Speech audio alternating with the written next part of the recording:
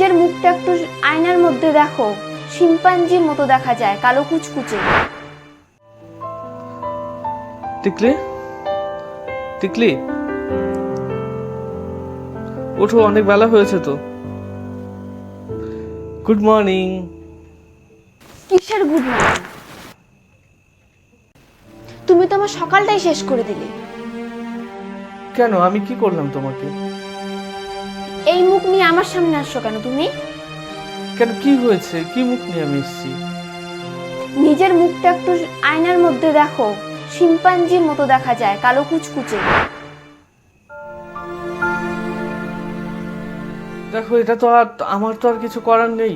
এটা ভগবান আমাকে যেভাবে বানিয়েছে আমি সেইভাবে পৃথিবীতে এসেছি।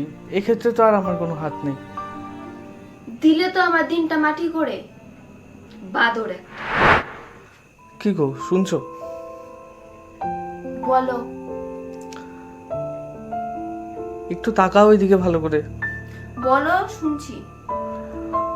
চলো না, একটু কোথাও গিয়ে একটু ঘুরে আসি। আমি যাব না তোমার সাথে, আমার কোনো মান সম্মান নেই।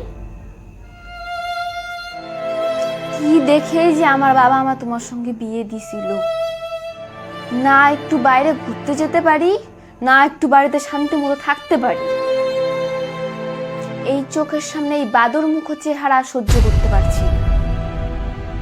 অন্ধকারও মনে হয় এর থেকে পরিষ্কার আছে। ও, যাবে না তাহলে?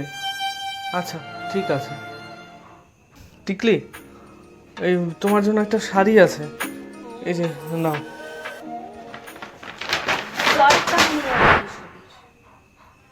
আমাকে বাড়িতে দিয়ে আসো, আমি থাকবো না এখানে। কেন, কি হলো? তুমি শাড়িটা দেখলে না কেন? শাড়ি দেখার কি হবে? শাড়িটাও তোমার মতনই হবে। যত সব।